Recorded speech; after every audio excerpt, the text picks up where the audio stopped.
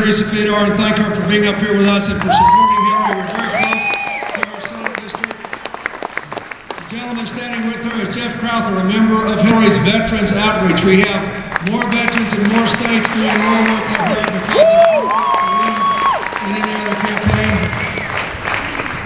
And I want to say from the bottom of my heart how profoundly grateful I am to Governor Strickland and to your former Congressman Tony Hall, and who was the ambassador of the Food and Agriculture Organization when I was president, and probably the world's foremost advocate against hunger. They both are a lot like Hillary.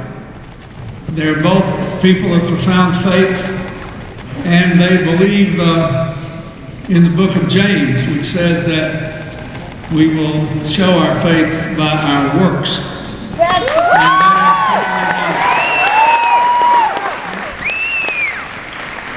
I have admired them. I had the honor of working with both of them when they were in the House of Representatives representing Ohio. And I'm grateful that Tony's here, and I just cannot say enough about what Governor Strickland has done to help advance Hillary's cause in Ohio. And so, from the bottom of my heart, thank you. Thank you so much.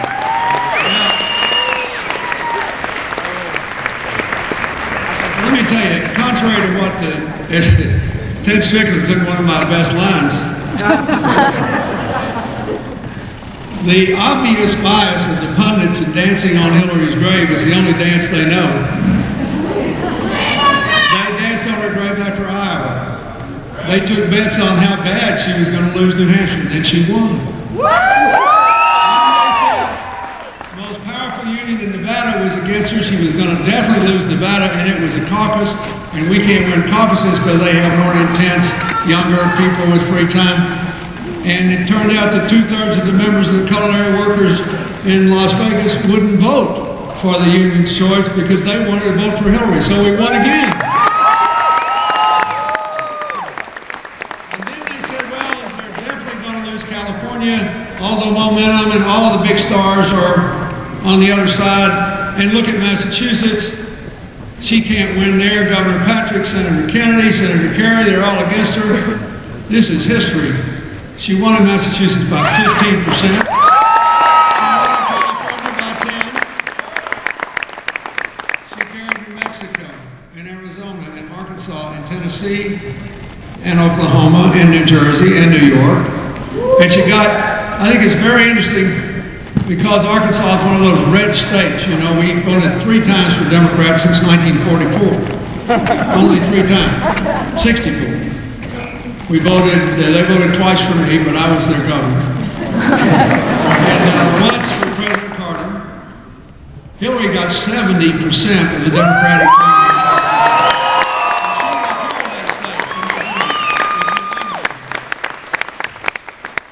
So here's where we are. It really is down to Ohio and Texas. And for Hillary, it is quite appropriate. It's appropriate for Texas because the first job she ever had in politics was symptomatic of the work she'd done all her life. She went down there as a young woman to register Hispanic voters who had been shut out of the political process because she thinks every citizen should be empowered.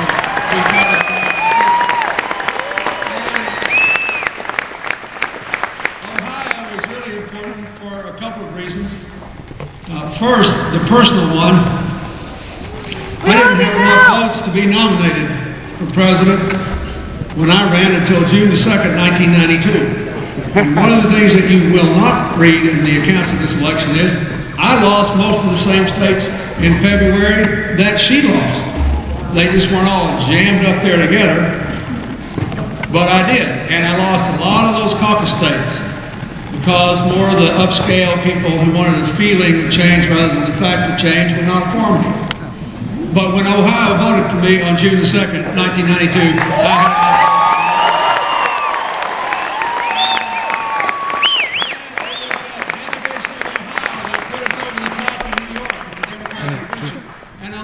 I had I'll never forget it. I was with Hillary and our family. I was still in my running clothes. And all of a sudden the television came on and an outline of the state of Ohio was blinking on and off, on and off and off and off. It said Governor Clinton will be the next president because he just carried Ohio.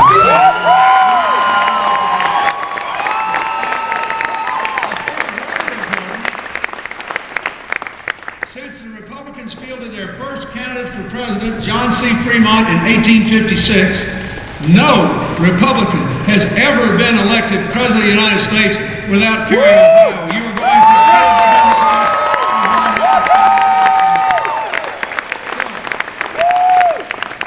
what I want to do today is talk to you a little bit about why the people of this state should support Hillary. There may be some undecided voters here, if so, I hope I can convince you. If you're already committed, as most of you seem to be, and have a pretty good humor about it, I hope I can convince you to do more to try to turn your friends and neighbors and family members, to get them out here and talk to them. Because this country has got a lot of troubles. And people know it all over the country. I got introduced the other day by the youngest elected official in Florida, another state where Hillary got a majority of the vote. I want to tell you, this young man just turned 26 years old, and he was elected the deputy mayor of a growing city in Florida called Lakeland. And this is his view of his future in his introduction supporting Hillary. And it could be read in Ohio. When all the rhetoric and punditry and lights and cameras and news coverage and blogs fade away, when all the dust settles, and on January the 20th, 2009, the new president walks into the Oval Office, on the desk will be a folder. In that folder are two wars, one in Iraq and one in Afghanistan. The problem of terrorism compounded by the situations in both Pakistan and Iran. An economy clearly in trouble with huge debts and deficits to pass on to the next generation. The American dream being ripped away by banks foreclosing on homes all across America.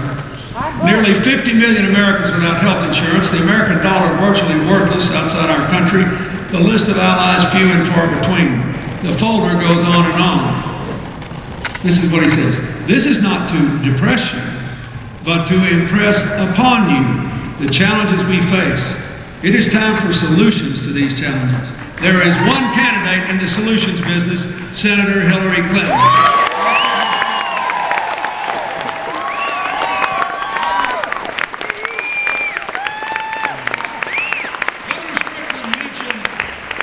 Governor Strickland mentioned the Austin debate. How many of you saw it on television, the debate in Texas? Did you see it?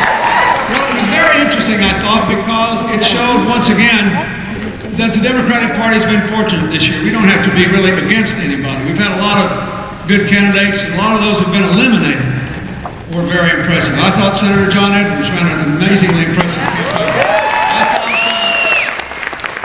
And I appreciate the fact that he is devoting his life now to figuring out how to help poor people move from poverty into the middle class. Something that